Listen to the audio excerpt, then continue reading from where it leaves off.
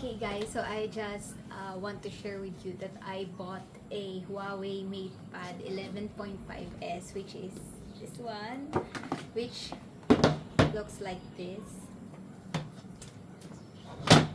Ay, sorry. Yan. Ang ganda. And, ayun, meron na siyang kasamang pencil, mouse, and keyboard. Tapos ayun, this was released like this month, February, and I just bought it like last Friday, and now it's currently Sunday. So, ayun, tagal ko nang gusto ng tablet. Ayun, meron akong preferred ecosystem na gusto, pero hindi kasi siya pasok dun sa budget.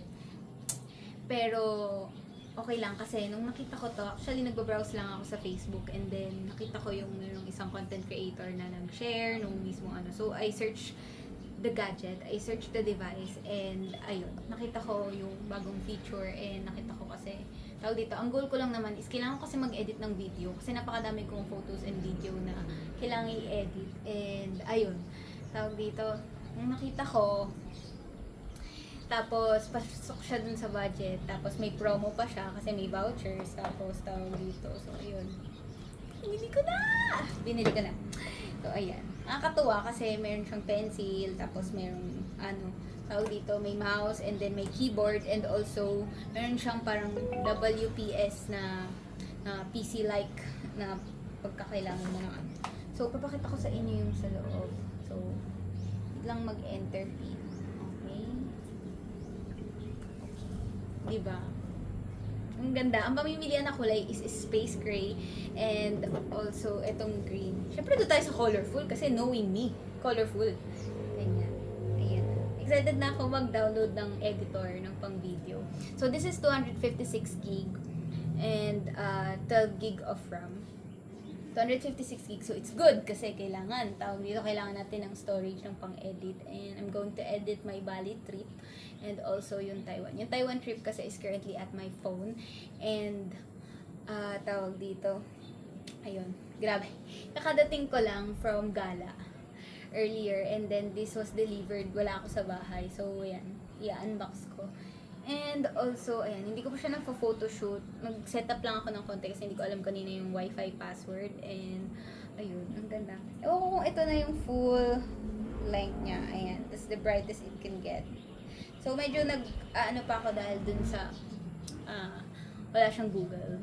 But, as per reviews, meron naman siyang mga ibang, tawag dito, ibang way para magkaroon ka ng mga apps na kailangan mo, and at the same time, ang kailangan ko lang naman kasi is yung application din yung edit, so it surpasses the ecosystem na gusto ko. So maybe in the future, pagka mas tawag dito, pwedeng makabili na ng pang ecosystem, pero ito, ang ganda, super bet ko yung kulay. Actually, fan ako nung brand ito, nag-i-issue lang talaga dun sa Google.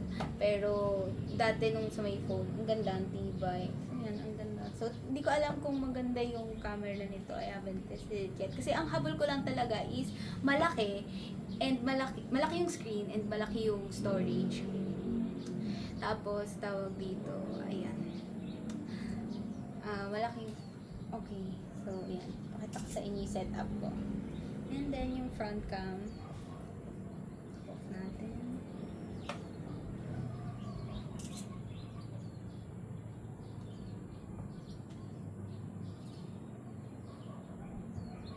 Okay. So, eto, ang aking unang selfie. Ay! Ba't may ganyan? Wait lang. Okay, agree. Oh. Ayan, that's how it looks like. Hindi ko alam kung nakikita nyo dyan. Pero, ayan. Ayan yung setup. O, diba, dalawang video, puksaan. Hindi natin maalam. Ang lang, hindi ko na pala na... Grabe. Tapos may pencil siya. Kung pang-edit. Try natin sa notes.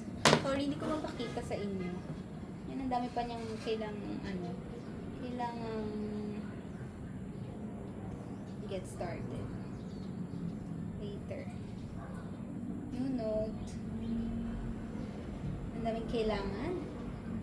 Yan. Try natin mag-drawing. Hindi ko nga alam kung kung bibili ako ng case. Okay, paano siya gumagana?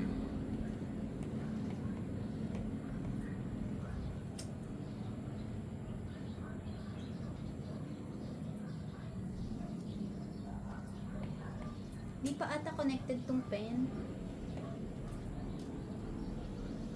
Ano pa mapapagana yung pen? Actually, hindi ko pa siya ma-set up. So, sobrang nakakahiya naman dito sa sa video natin.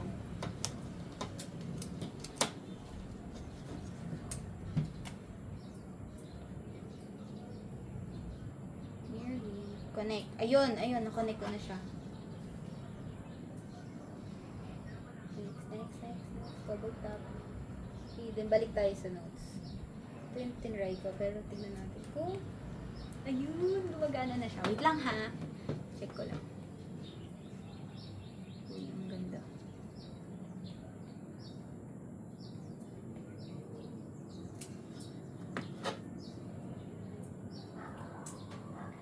Ang ganda, diba? Ito, hindi ko pa na-set up. Excited na ako i-set up. So, ngayon, ifo-photoshoot ko muna siya ng picture.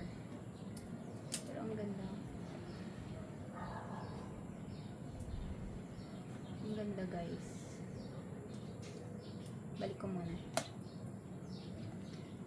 Ay.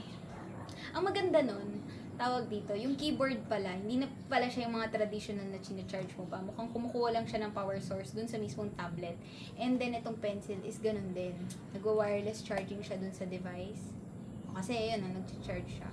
Sorry, hindi ko mapakita sa inyo. Manood na lang kayo ng ibang content creator or ng tech reviews na nagdi-detail talaga ng ano. Kasi itong video na to is reaction video ko lang. Yung sa mga specs, sa iba na lang kayo mag-ano. So, kung inisip ko kasi kung bibili ko ng case. So, kung ano pala, ito lang yung case niya. Pwede na din. Diba? Ito na yung case niya.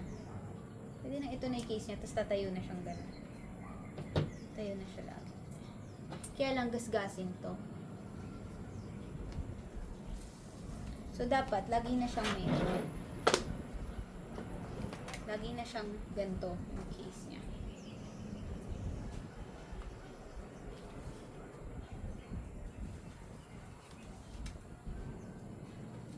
Ganda. Pangit lang ng nails ko. Hindi ko alam kung ano yung itsura ko. Ay. Tingnan natin.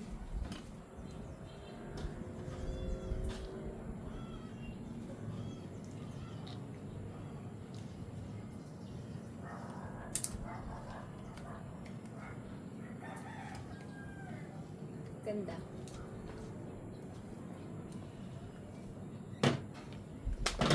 Oh my God! I'm so sorry. Ayan o. Diba?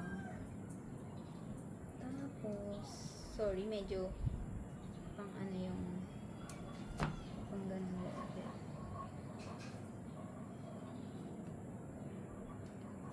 Ako siya masa-set up. Excited na ako for later.